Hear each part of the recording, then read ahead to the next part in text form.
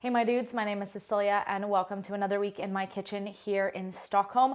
This week we have a pumpkin scone, which just makes my little white girl heart sing because I am so basic, you guys. I really am. And that's okay, I embrace it. But I am a Taylor Swift loving, Target going, pumpkin spice latte drinking white girl. And when I tell you I love pumpkin scones. I love pumpkin scones. They are packed full of flavor, packed full of actual pumpkin puree. They are moist, they're flaky, they're delicate. They are absolutely delicious. They're coated in a maple glaze. And let's just make them because you guys are gonna absolutely love them. Let's go. Begin by grating 230 grams of butter. The butter needs to be refrigerator cold for this to work. When it's all grated, take your beautiful butter sculpture, plunk it in a bowl, and pop it in the fridge. Into a bowl, add 230 grams of all-purpose flour, 80 grams of sugar, 8 grams of salt, 18 grams of baking powder, 2 grams of baking soda, 1 teaspoon cinnamon, 1 teaspoon ginger, half a teaspoon of cloves, half a teaspoon of allspice, and about half a teaspoon of freshly grated nutmeg. Whisk that all together. In a different bowl, pour in 40 grams of sour cream, 120 grams of pumpkin puree, and 120 grams of cream. Whisk those together. This is also where you should add in 20 grams of maple syrup, but I forgot to add it in here and you'll see me add it in later. Into your butter bowl, throw in all of your dries. Begin to work the two together. You want to create pea-sized chunks of butter that are coated in flour. This creates air pockets which make the scones really flaky. The chunks should end up being about this size. Add in all of your liquid. I like to begin by folding with a spatula until things start to come together, and then I switch to my hands. It was at this point I realized I forgot the maple syrup and added it in on top. Not ideal, but it worked out just fine. Continue to mix with your hands until the dough comes together. Lay out some plastic wrap. Press the dough into a rectangle. You want to keep the sides straight and the thickness even. This is about an inch thick. Double wrap in plastic so no air gets in. Put in the fridge for at least 2 hours.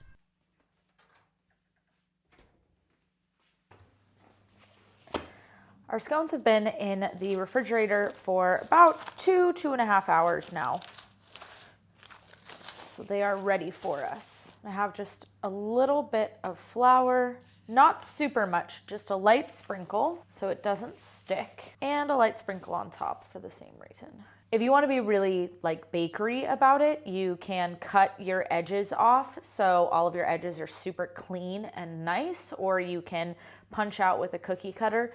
The thing is with cutting off your edges, then they're waste and they often get like thrown away in bakeries or added to the compost. And if you cut out shapes, then you're gonna have to like reform the dough and cut out again. And the more and more you work the dough, the more tough they get. So I just ignore all of those things and I just cut approximately. So 1 time in half, and then I'm looking for thirds-ish. And then I like kind of little scones, so I'm going to also cut some triangles here. And if the shape is a little bit funky monkey, it doesn't matter. It's going to be delicious anyways. This one is very like Starbucks professional though, so take photos of that one later. Take a baking tray and place down a piece of parchment and throw your scones on there. We want to freeze them until they are frozen solid, so at least 2 hours. This is gonna help them hold their shape while baking, and it's just gonna make them look really nice. It's also nice because then you can bake off like as many as you want, whenever you want. However, if you don't have the time or the patience to do that, you can skip this step and go straight into the oven. But they are gonna be a little bit more like, you know what I mean? I feel like I'm really bad at shapes right now. Why can't I fit you all together? Excuse me. There we go. Pop these into the freezer for at least 2 hours.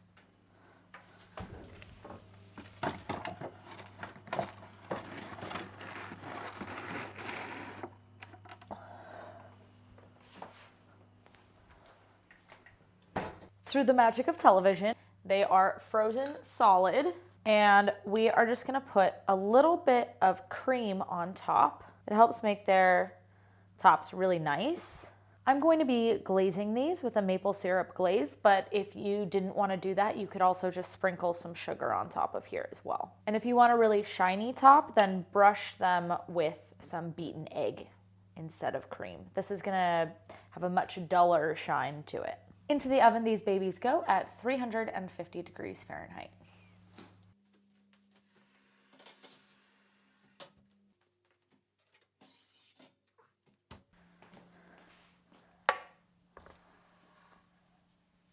They're so pretty. I'm gonna put these bad boys on a rack because both y'all and the good Lord Jesus knows that I have zero patience to wait for them to cool down. And if you're thinking, well, Cecilia, you must have waited for them to cool down because you're picking them up with your fingers. I don't have feeling anymore.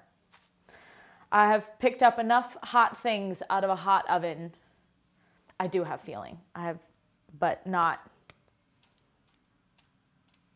that much. Now, while we're waiting for those to cool, we're gonna make a little bit of glaze, a little maple syrup glaze. And a confession time, I've gone to the grocery store like at least 45 times this week. And yet somehow, every single time, I have forgotten to buy more powdered sugar. So we are gonna make a glaze, but I literally only have 30 grams of powdered sugar, and I can't go to the grocery store again, you guys. So some of them are gonna be glazed and some of them aren't, and we're all just gonna be okay with it. So I have here some maple syrup, and I wanna pour in just enough to make, a glaze. This is gonna be that's about a tablespoon-ish, and just whiskey. This is getting like real stiff, so I'm gonna add a touch more. If you don't have maple syrup, you could do this with honey. You could do this with milk. You could do this with water. You do you. There we go. Yes, I'm happy now.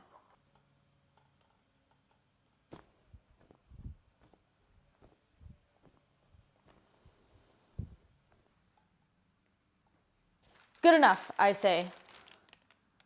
Yeah, good enough. Okay. I have the same piece of parchment that I used to bake them on. That's fine. And I'm gonna glaze at least one of them. So you just take your little glaze and you take your scone, that's what it's called. And you take your scone and you just glaze it.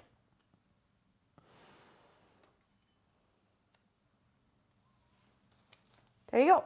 And then if you had enough glaze, you would do that with all of them. I do not have enough glaze, so I'm gonna do that with some of them. This, by the way, if you don't own a mini offset spatula, go buy one. This is like a pastry chef's best friend. They're just obsessed with these. They're just the perfect tool, like all the time for everything. I love a good glaze drip. Look how sexy that is. Yum. Ooh, this one too. There's one here too. It's just, I don't know. It's sexy. I like it. We're gonna loosen up the rest of the glaze just a little bit for funsies. This is like the tiniest amount of glaze ever. But there is like nothing in me that wants to go to the grocery store right now. So you and I, dear viewer, are going to suffer together. Look how tiny this is. It's like the tiniest amount of glaze in there. Look how cute this is. My little tiny piping bag. I love it so much. Okay, I can just go like this. Let's see how many I can get done here. I'll put you two to the side. Thank you very much for your service. And we're just gonna, oops, let me go away. Go away. Thank you, thank you.